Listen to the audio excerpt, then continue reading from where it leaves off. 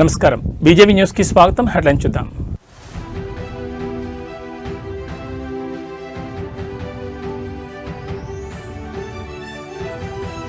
ఢిల్లీలో Revanth Reddy mark politics, Amit షాతో కీలక భేటీ.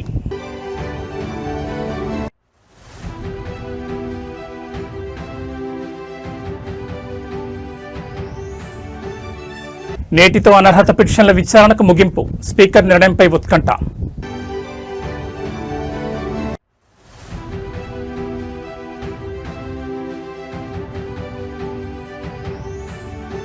తెలంగాణ రాజ్యసభ బరిలో కాంగ్రెస్ అభ్యర్థులు, నేడు సింఘ్వి, వేం నరేందర్ రెడ్డి నామినేషన్.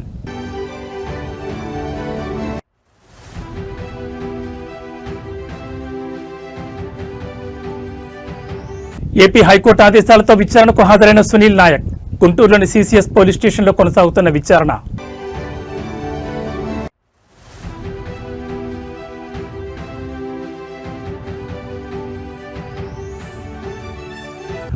ముంబైలో మహాసమరం, ఫైనల్ బెత్ కోసం భారత్ ఇంగ్లాండ్ డి. తెలంగాణ రాష్ట్ర ముఖ్యమంత్రి రేవంత్ రెడ్డి ఢిల్లీలో కేంద్ర హోంశాఖ మంత్రి అమిత్ షాతో భేటీ అయ్యారు. రాష్ట్రానికి సంబంధించిన పలు కీలక భద్రతా అంశాలు, పోలీస్ విభాగ బలోపేతంపై ఈ సమావేశంలో చర్చించారు. ముఖ్యమంత్రి వెంట రాష్ట్ర DGP B Shivadhar Reddy, intelligence additional DGP Vijay Kumar, SIB IGP B Sumathi తదితరులు భేటీలో పాల్గొన్నారు. రాష్ట్రంలో శాంతి భద్రతల పరిరక్షణ కోసం ప్రభుత్వం అమలు చేస్తున్న విధానాలను ఈ సందర్భంగా ముఖ్యమంత్రి రేవంత్ రెడ్డి కేంద్ర మంత్రికి వివరించారు. ముఖ్యంగా ఈగల్ ఫోర్స్ కార్యకలాపాలు, సైబర్ నేరాలను, సైబర్ సవాళ్లను ఎదుర్కోవడంలో తెలంగాణ సైబర్ సెక్యూరిటీ బ్యూరో పోషిస్తున్న క్రియాశీలక పాత్రను ముఖ్యమంత్రి ప్రస్తావించారు. ఈ మధ్య హైదరాబాద్, సైబరాబాద్, మల్కాజ్గిరి కమిషనరేట్లను పునర్వ్యవస్థీకరణ చేసి కొత్తగా ఫ్యూచర్ సిటీ కమిషనరేట్ను ఏర్పాటు చేసిన విషయాన్ని కేంద్ర హోంమంత్రికి వివరించారు. ఈ కారణం తెలంగాణకు ఇంకా ఎక్కువ ఐపీఎస్ అధికారుల అవసరాన్ని వివరించి తెలంగాణ ఐపీఎస్ క్యాడర్ సంఖ్యను పెంచాల్సిన అవసరాన్ని తెలిపారు. అంతేకాకుండా శరవేగంగా పెరుగుతున్న హైదరాబాద్ జనాభా దృష్ట్యా పరిపాలన సౌలభ్యం కోసం తెలంగాణకు అదనంగా ఐపీఎస్ అధికారుల కేటాయింపు అత్యవసరమని, ఈ దిశగా కేంద్ర హోంశాఖ సానుకూల నిర్ణయం తీసుకోవాలని రేవంత్ రెడ్డి కోరారు. అదేవిధంగా రాష్ట్రంలో ఈ మధ్య అజ్ఞాతాన్ని వీడి బయటకొచ్చిన మావోయిస్ట్ నాయకుల విషయం కూడా చర్చకొచ్చింది. మిగిలిన మావోయిస్ట్ నాయకుల లొంగుబాటు, వారి పునరావాసానికి సంబంధించిన విషయాలను సీఎం ఈ సమావేశంలో వివరించారు. గత 2 సంవత్సరాల కాలంలో రాష్ట్రంలో గణనీయమైన మార్పులు వచ్చాయని, మొత్తం 591 మంది మావోయిస్టులు తెలంగాణ రాష్ట్రంలో ఆయుధాలను వీడి జనజీవన శ్రమితిలో కలిసిన విషయాన్ని కేంద్ర మంత్రి దృష్టికి తీసుకెళ్లారు. ఇటీవల కాలంలో పలువురు మావోయిస్టు అగ్రనేతలు కూడా సాధారణ జీవితం గడిపేందుకు ముందుకు రావడం శుభపరిణామని, వీరందరికీ ప్రభుత్వం తరపున కల్పిస్తున్న సౌకర్యాలను వివరించారు. వెనుకబడిన ప్రాంతాల్లో అభివృద్ధి పనులకు కేంద్రం నుంచి అందాల్సిన సహకారంపై కూడా చర్చించారు. దీంతో పాటు రాష్ట్రానికి రావాల్సిన ప్రాజెక్టుల గురించి కూడా అమిత్ షాతో రేవంత్ రెడ్డి చర్చించారు.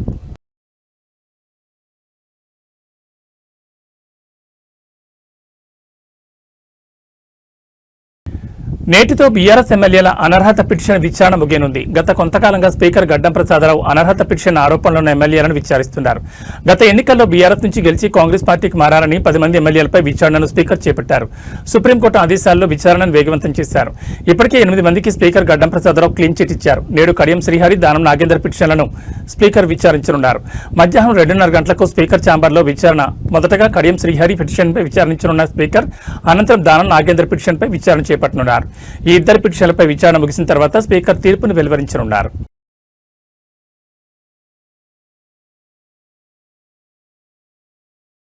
తెలంగాణ రాష్ట్రం నుండి ఖాళీ అయిన 2 రాజ్యసభ స్థానాలకు కాంగ్రెస్ పార్టీ అభ్యర్థులు ఈ రోజు నామినేషన్స్ వేయనున్నారు. కాంగ్రెస్ పార్టీ నుంచి రాజ్యసభ అభ్యర్థులుగా అభిషేక్ మను సింఘ్వి, వేం నరేందర్ రెడ్డిలను అధిష్టానం ప్రకటించింది. ఈ రోజు వీళ్ళిద్దరూ తమ నామినేషన్ దాఖలు చేయనున్నారు. హైదరాబాద్లోని అసెంబ్లీ ప్రాంగణంలో ఉన్న రిటర్నింగ్ అధికారి కార్యాలయంలో ఉదయం 10:30 గంటలకు వీరు అధికారికంగా నామినేషన్ పత్రాలు సమర్పించనున్నారు. ఈ కార్యక్రమంలో ముఖ్యమంత్రి రేవంత్ రెడ్డితో పాటు పీసీసీ అధ్యక్షుడు మహేష్ కుమార్ గౌడ్, ఏఐసీసీ పరిశీలకురాలు మీనాక్షి నటరాజన్ ప్రత్యేకంగా పాల్గొనున్నారు. వీరితో పాటు రాష్ట్ర మంత్రివర్గ సహచరులు, ఎంపీలు, ఎమ్మెల్యేలు భారీ సంఖ్యలో హాజరై అభ్యర్థులకు మద్దతు తెలుపనున్నారు. ముగియనున్న గడువు ఈ రోజు మధ్యాహ్నం 3 గంటలతో రాజ్యసభ ఎన్నికలకు నామినేషన్ల గడువు ముగియనుంది. ఎన్నికల షెడ్యూల్ ప్రకారం ఈ నెల 16న రాజ్యసభ స్థానాలకు పోలింగ్ జరగనుంది. ఉదయం 9 గంటల నుంచి సాయంత్రం 4 గంటల వరకు శాసనసభ సభ్యులు తమ ఓటు హక్కును వినియోగించుకుంటారు. పోలింగ్ ముగిసిన వెంటనే సాయంత్రం 4 గంటల నుండి ఓట్ల లెక్కింపు చేపట్టి అదే రోజు ఫలితాలు వెల్లడిస్తారు. कांग्रेस पार्टी के अध्यक्ष का, पूर्व अध्यक्ष का, मुख्यमंत्री का, पूरे मंत्रिमंडल का, प्रदेश अध्यक्ष का और हर एमएलए मेरे सहयोगी हैं, उनको मैं नमस्कार करता हूँ। आशा और विश्वास है कि जो हम लोग तेलंगाना में कर रहे हैं अलग अलग इनिशिएटिव में और जिसको मैं डिफेंड भी कर रहा हूँ उच्चतम न्यायालय में, उससे जनहित का फायदा होगा, बढ़ावा होगा। बहुत बहुत धन्यवाद। अभी देखिए, आप अभी बता नहीं सकते, बताएंगे आप।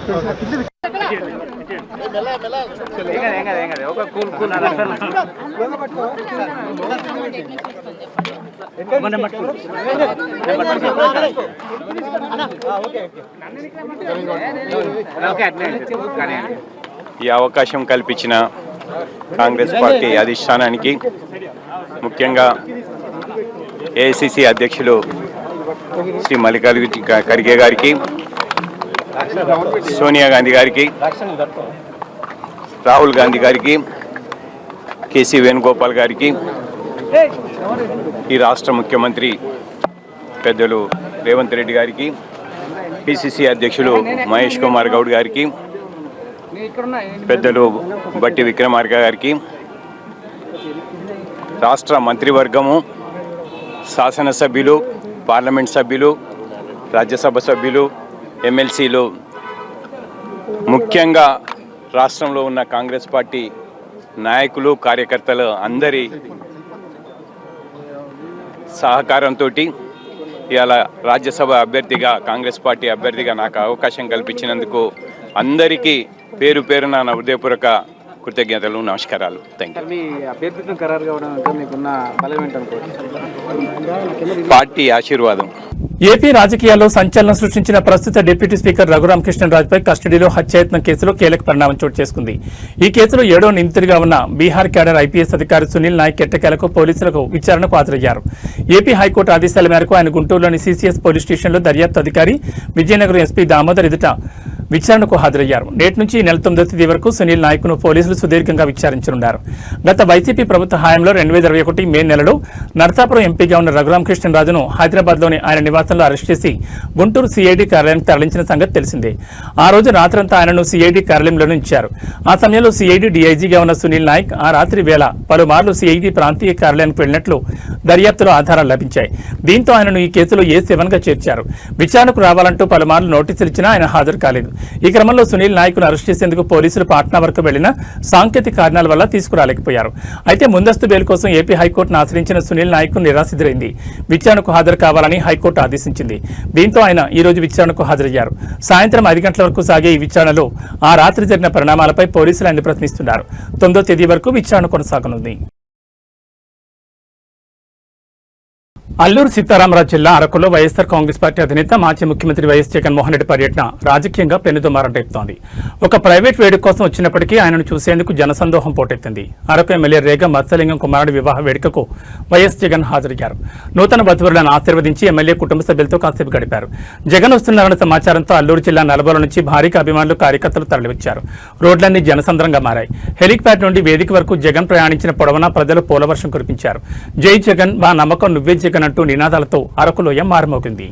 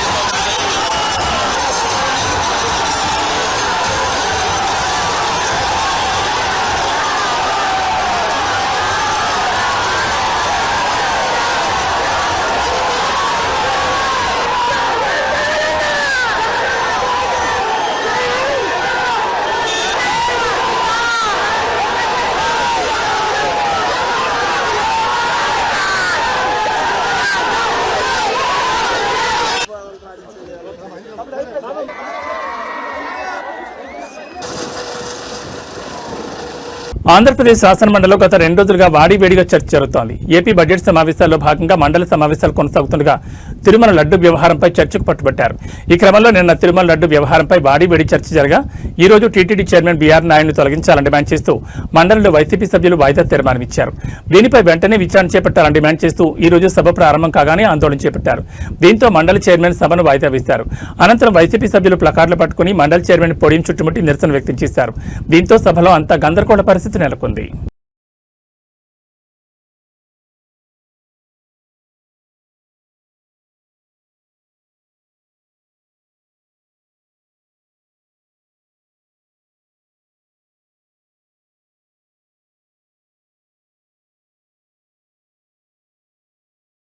ముఖ్యమంత్రి పదవి నుంచి తప్పుకోనున్నట్లు బీహార్ సీఎం నితీష్ కుమార్ అధికార ప్రకటన చేశారు. గత కొన్ని రోజులుగా ఆయన రాజ్యసభకు వెళ్తారనే ప్రచారం ఉంది. తాజాగా గురువారం ఆయన ఈ ప్రచారం నిజమని నిర్ధారించారు. గత 2 దశాబ్దాలకు పైగా మీరు నాపై ఉంచిన విశ్వాసం, మద్దతు నిరంతరం కొనసాగుతోంది. అదే పలంతో మేము బీహార్ రాష్ట్రానికి మీ అందరికీ సంపూర్ణ నిబద్ధతతో సేవ చేయగలిగాం. మీ విశ్వాసం, మద్దతు వల్లే బీహార్ ఈ రోజు అభివృద్ధి మరియు గౌరవానికి కొత్త ప్రమాణాలు నెలకొల్పుతోంది. ఇందుకు నేను గతంలో కూడా మీ అందరికీ పలుమార్లు కృతజ్ఞతలు తెలిపాను. నా పార్లమెంటరీ జీవితాన్ని ప్రారంభించినప్పటి నుంచి ఒక కోరిక నా మనసులో ఉంది. బీహార్ శాసనమండలి 2 సభలతో పాటు పార్లమెంట్లో 2 సభల సభ్యుడిగా కూడా ఉండాలని ఆశించాను. ఆ క్రమంలో ఈసారి జరుగుతున్న ఎన్నికల్లో రాజ్యసభ సభ్యుడిగా మారాలని కోరుకుంటున్నాను. మీతో నా ఈ అనుబంధం భవిష్యత్తులో కూడా అలాగే కొనసాగుతుందని నేను పూర్తి నిజాయితీతో హామీ ఇస్తున్నాను. మీ అందరితో కలిసి అభివృద్ధి చెందిన బీహార్ నిర్మాణం అనే సంకల్పం అలాగే కొనసాగుతుంది.